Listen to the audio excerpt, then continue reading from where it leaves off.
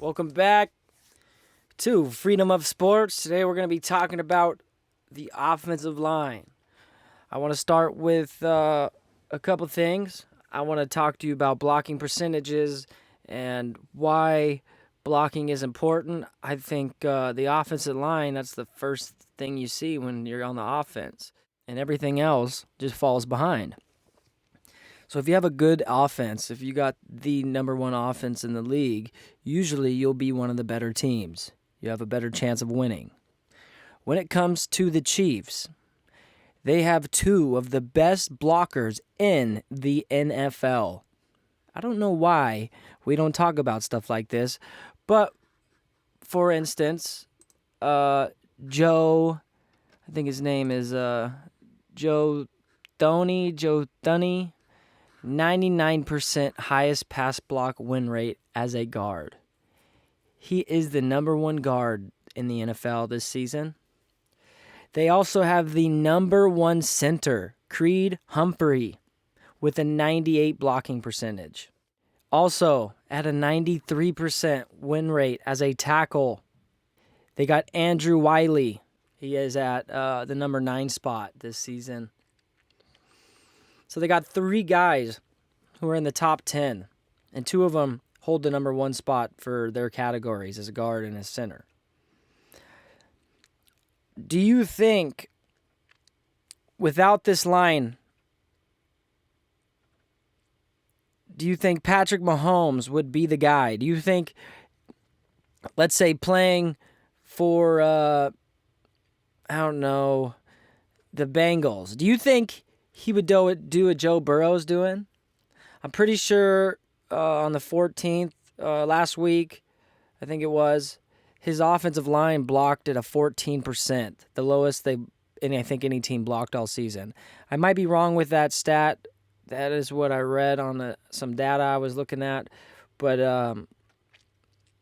yeah, the Bengals, they don't have any top 10 guys on their offensive line.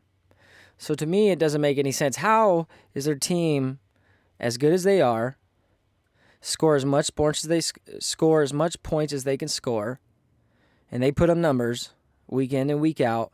They had a slow start this year. We didn't think they were going to be Joe Burrow. We thought Joe Burrow was just a 1 year and done.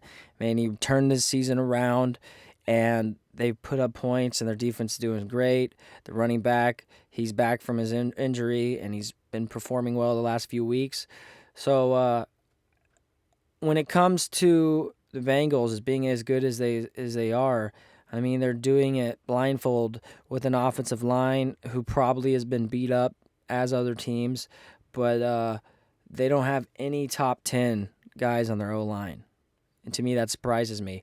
When you look at the Eagles, they have the number 2 guard in the league, Landon Dickerson, at 97% blocking, highest pass block. So there's a passing block percentage. This is how much time your boys got, the quarterbacks got. So you got Landon at number 2, right under the Chiefs, which makes a lot of sense because if you really think about it, the 2 top teams this year are the Chiefs and the Eagles. They have the number 1 and the number 2 center in the league, or the guard. So when it comes to the center, the Chiefs got the number 1 center, and the Eagles center is sitting at number 8 at 96% blocking with Jason Kelce. And I mean, these numbers are great. And you're not always going to get 100%. I don't even think you can get 100% blocking. I mean, you got to be perfect. Humans aren't perfect. But 99%, 96%, I mean, these are great numbers. And you're talking about the Eagles, and we're talking about the Chiefs with probably the top line.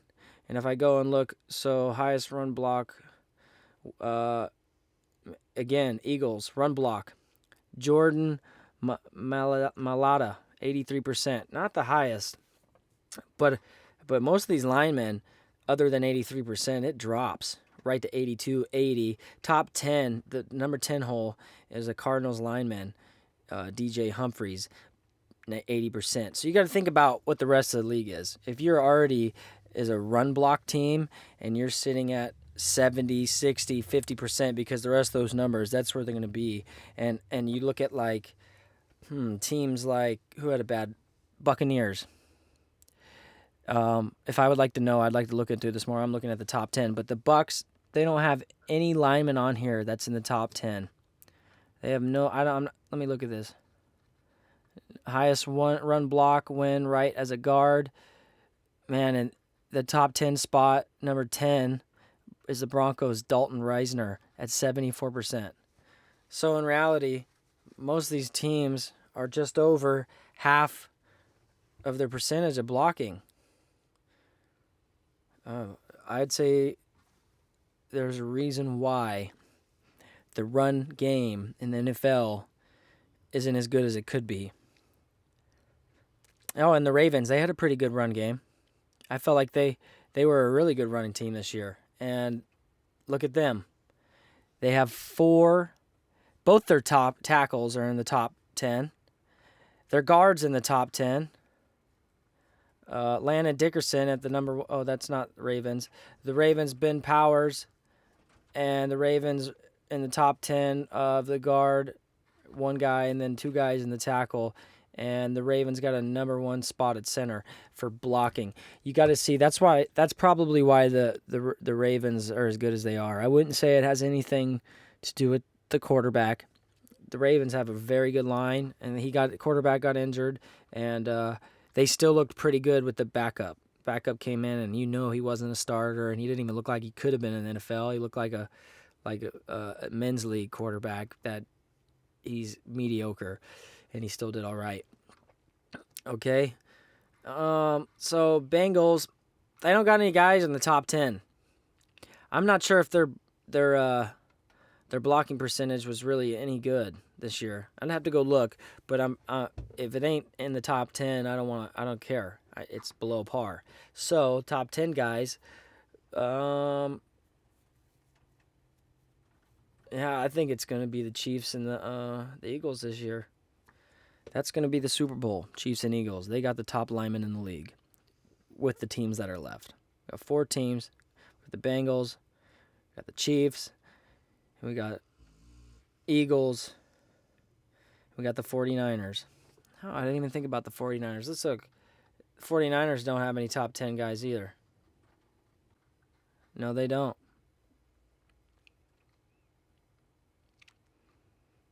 They got one guy so far on the run game, and it's their tackle,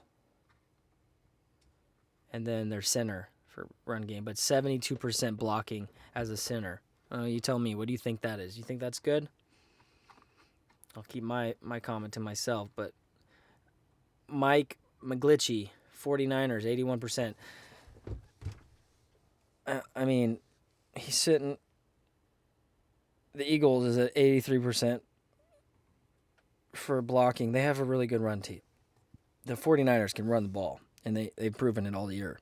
Even before they got McCaffrey, they didn't need to make that trade. No way in hell.